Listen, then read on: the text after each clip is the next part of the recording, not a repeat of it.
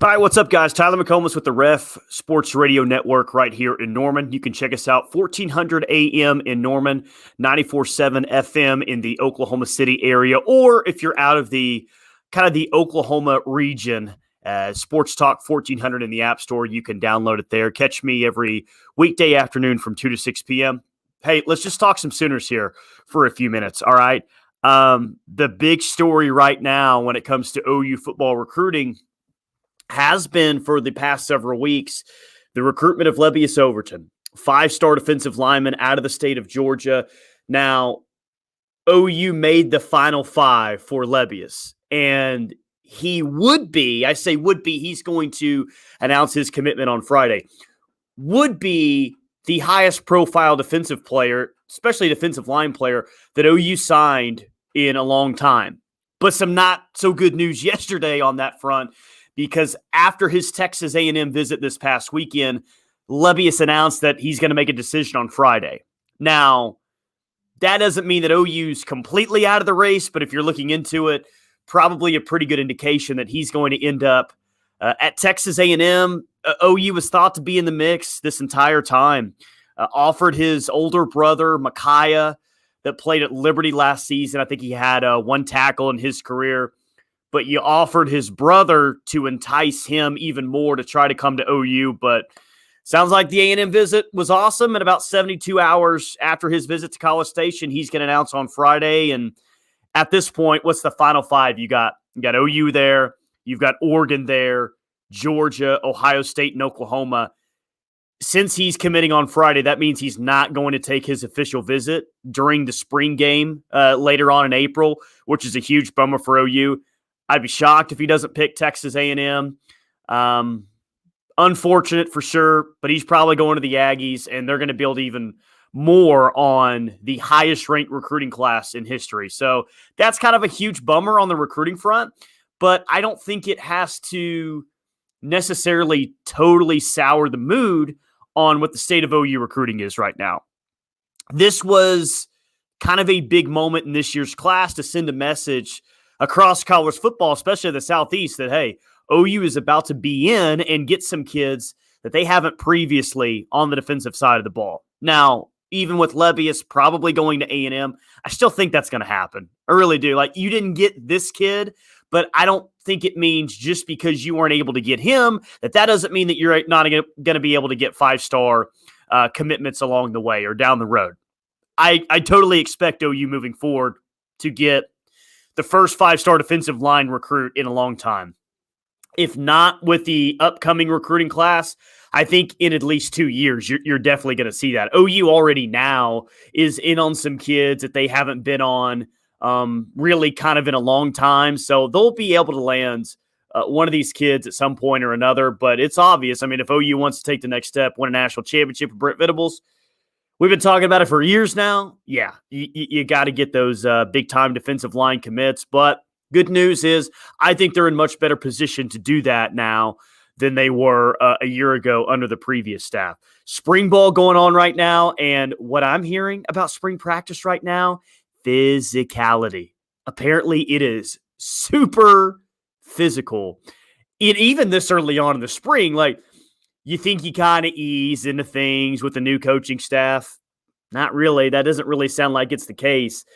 It's super physical. They had a practice, what would have been on Wednesday, I guess, that, they go through team stretching and bam, they're in on, goal line sets. Like, how about that for a message, right? You go through team stretching and the first thing you do in practice is you go good on good, physical up front, short yardage, those goal line sets, there's pads popping, there's bodies lying everywhere. There's a message that's being sent, and it kind of sounds like, from a fan standpoint, what we think a Brent Venables practice would look like, that's already starting to happen. Like, it's not happening during training camp, or they're not really turning it up, 2 weeks before the season starts. No way. We're still relatively early on in spring, and the pads are already popping.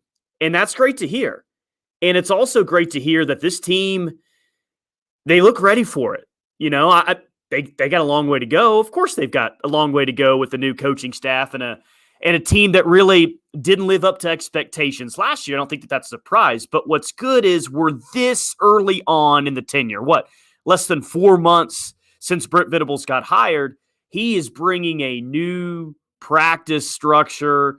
The physicality is back, and they seem to be adapting just fine to that. So I think that in terms of what you're hopeful for this spring, it's about as good of news as you could ask for, is that the heat is being turned up, and a program before, which, let's face it, really hasn't been all that physical, is adapting quite nicely to it. So I do think it speaks to the buy-in level that we've seen so far early on in the tenure, and we'll see what the development looks like, because this is an important spring when we're talking about setting the table for a special year coming up in the 2022 season. Big spring for a lot of guys. And Brent Venables mentioned that, everyone's starting with a blank canvas at this point. But there's a lot of guys on the roster right now that, even though they may be starting with a blank canvas with the new staff, they got to make some moves. There's some certain guys out there that have been fighting for carries or fighting for starts or fighting for snaps, and they just haven't been able to break through the lineup. And this spring is maybe their final opportunity to really be a legit player at OU. And guys, just kind of off the top of my head that I think about, I'm looking at Marcus Major at running back. You got 2 really good freshmen coming in. Javonte Barnes already on campus. He looks like he could be the real deal as a true freshman. Of course, Eric Gray is back as well. Marcus Major, he had the academic issue recently, going back to last year. This is his spring. This is his time. If he's going to emerge as a big-time running back at OU, it probably needs to show something this spring. Probably needs to show a lot this spring, with Eric Gray back, with Javonte Barnes in the mix as well. And I think Marcus Major has every single opportunity to be a big-time running back in the system. I think he's fast, but more than anything, I think he brings more of a power element than any of those other guys do. I think Marcus Major could be a big-time thumper. I like the way that he runs. I like the power that he runs with.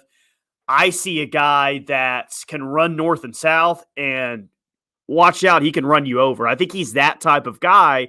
And whereas I see Eric Gray as someone that maybe you want to get into the open field more because he's so elusive and so fast, and he's a guy that you can definitely use in the passing game, I see Marcus Major as more of all right, it's 3rd and 2. Let's run the ball right up the middle. I think Marcus is probably going to run over someone and get the first down. Hey, it's 3rd and goal from the 1-yard line.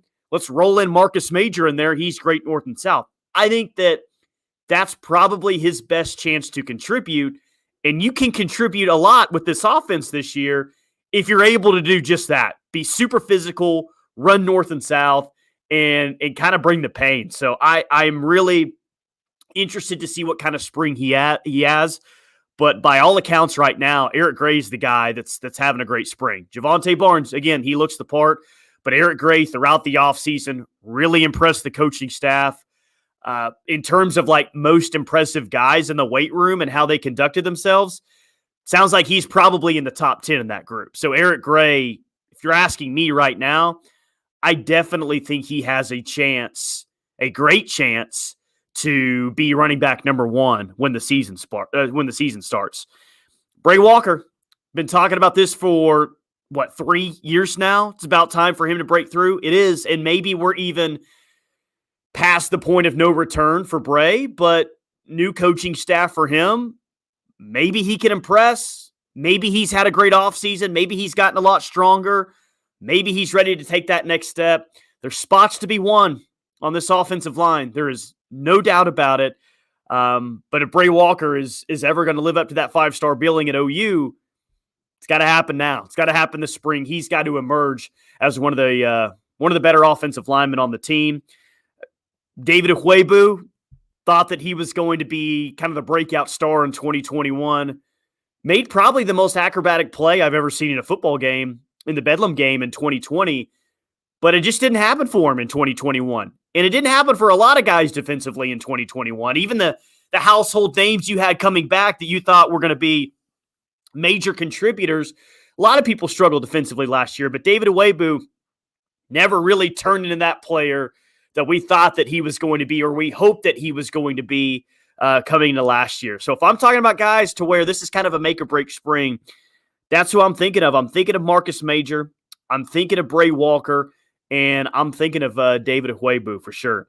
All right, Sooner softball's rolling. 30-0 up to this point. What a win, what the previous Sunday against Baylor, the walk-off home run by T.R.A. Jennings. You got 2 games this weekend against UAB. Break from conference play. Game against UAB on Friday, game against UAB on Saturday. And if I'm being totally honest, this is 2 games that OU should win and probably should win by run roll. But let's see if the defense is better. Let's see if the attention to details are better at this point. Let's see if the base running is better, because Patty continues to, be hard on this team, even though they're the number 1 ranked team in the country and 30-0 start. But Patty is still incredibly tough on this team right now, saying it's not good enough. I mean, we're not where we need to be right now as a team. And I love that. And I trust her. Hey, who knows more about this team than the head coach, Patty Gasso? I take her word for it, and I kind of actually really dig that she's handling things this way. But the question is, do you chase history? Should this team get a loss like last year before the postseason? Get that question a lot. Look, this team is so good right now. It's loaded. It's got so much depth. I say go chase history. I really do. Go chase history. Go out, win every single game, and be known as the best college softball team of all time.